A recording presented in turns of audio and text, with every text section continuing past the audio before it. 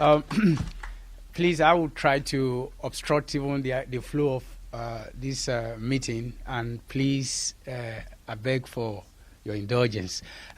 Before Faith will speak, and I will try to at least take some words from Pastor Ayeni and Yakubu, and Faith is going to speak from Sudan experience why Special Envoy to Nigeria is important. But I have here somebody we refer to as godfather of Roundtable, Greg Mitchell.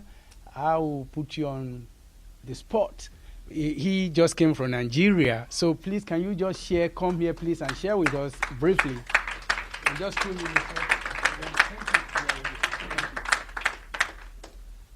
Thank you, everybody. Good afternoon.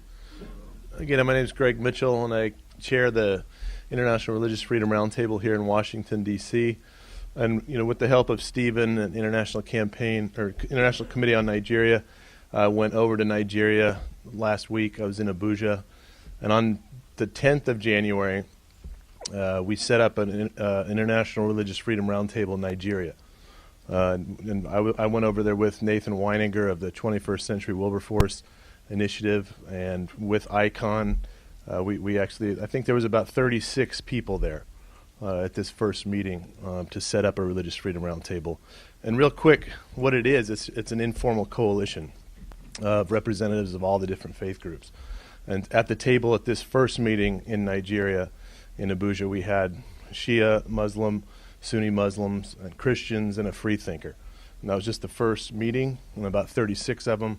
They were all very excited to set this up, and it's going to be an ongoing multi-faith roundtable to discuss issues of concern to all the different faith communities and to come up with multi-faith solutions and to weigh in with the government and try to get the government to be true to the Constitution, which guarantees religious freedom for everyone. So it was a very successful start and very high enthusiasm, and they're going to meet monthly. That was just the first one. They're going to meet monthly, and hopefully I'll be back. Hopefully some of them, they'll be invited. The next ministerial to advance religious freedom here in Washington is going to be in July. We'll invite some of the participants from the roundtable in Nigeria, and they can be part of this global movement. We also went up to Jos and talked to a lot of people up in Jos after the roundtable meeting on the 10th.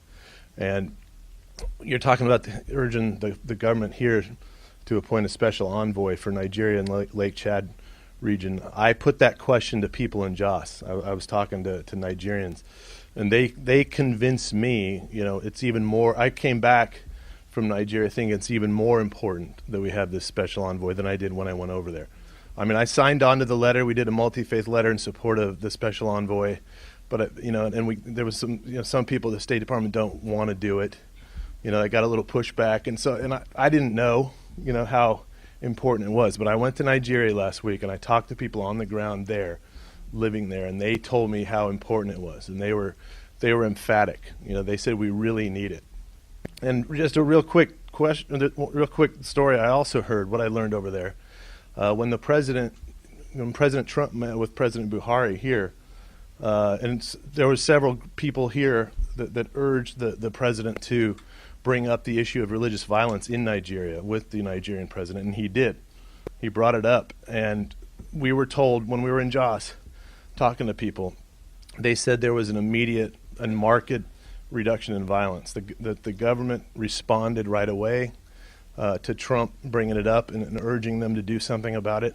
So President Trump's words had an impact, reduced violence and saved lives. So we need more of that. And so they were also then telling me, telling us that a special envoy would help, that a special envoy on the ground there as a representative of the president and this government would help reduce violence even more and would help save lives even more, and we'd get the solutions we need for a stable and peaceful Nigeria, which would be great for the entire region and for the entire world. So those are my observations, just the highlights. But I'm really glad that I went, and I definitely look forward to going back. And I really want to see that Religious Freedom Roundtable in Nigeria grow and succeed. And we've been doing it for over 8 years here in Washington, D.C., and there's several of the participants are here in the room. We want to grow it in Nigeria. And so with your help, I think we can do that, and it'll succeed. And I think that we need to get policymakers there to listen to the conversation. Get this, we were there for 7 hours. The roundtable participants here know that our meetings are two or 2.5 hours. We were there for 7 hours. That's how committed they were to this, and how excited they were, and how hopeful they are that this will bring peace to Nigeria and bring all the faith communities together and get them working together. And just as an example of the Shia Muslims, their leader is in prison. The Sunni Muslims put the Shia Muslim leader in prison. They were asking for help from the Sunni Muslims and the Christians who were in the room, asking for help, to get the government to release, their leader, and there was a commitment to do that. So there's hope. Hopefully we're going to play a role in solving the problems in Nigeria. So thank you all for your commitment to this, and thank you, Frank, thank you, Faith, thank you, Stephen, and everyone else here, and Dee Dee, thank you for everything you guys are doing.